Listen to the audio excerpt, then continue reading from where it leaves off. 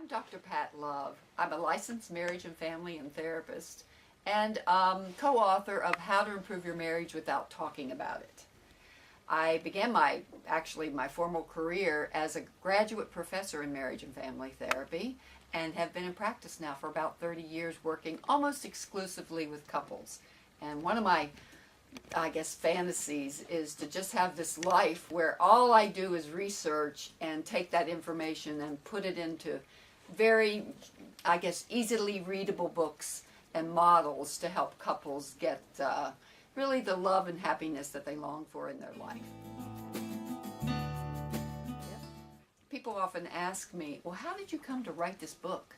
And you wrote it with a man. Well, actually, it was Steven, my co-author, Steven Stosny's idea. And he called me and he said, you want to write a book on gender relationships, on male and female relationships, and on gender styles? And I actually had known Steven for quite some time and had read his books before I ever met him and admired his work. And I said, sure, I'd love to do that. And so basically we began studying together, and I have to tell you, many times what I learned about men and their brains and their communication styles and what Steven taught me just from his research and the way he thinks as a man, at many times I thought I was talking to an alien. I just thought, do men actually think that way? And I just want to tell you one thing about reading this book. Knowing the information in this book, I have had so many men come up to me, actually with tears in their eyes, and say, I think you're the first woman who has ever understood me. And that joy keeps me working and striving and learning, and hopefully part of that learning will be helpful to you. If you had to summarize this book in a nutshell, it's this. Because of our developmental biology, women as a group, not all, most women are hypersensitive to isolation, deprivation, and neglect, and especially the threat of anger, and especially male anger.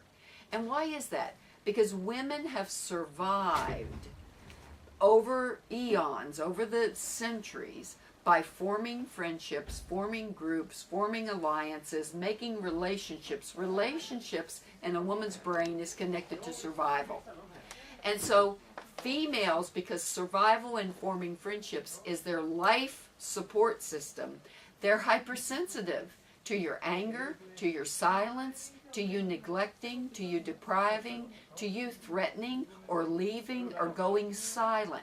Men as a group don't understand how scary your silence is, your anger is. If you don't give us information, we feel isolated. So that's an important takeaway. Flip over to the other side. Because men have been chosen based upon their ability to provide and protect, they are hypersensitive to shame, embarrassment, failure, feeling, or looking weak. And what females often don't understand is how your complaint or your criticism or your comparison or your unhappiness makes a man feel like a failure. Doesn't mean we can't complain, but go beneath the complaint and ask for what you want.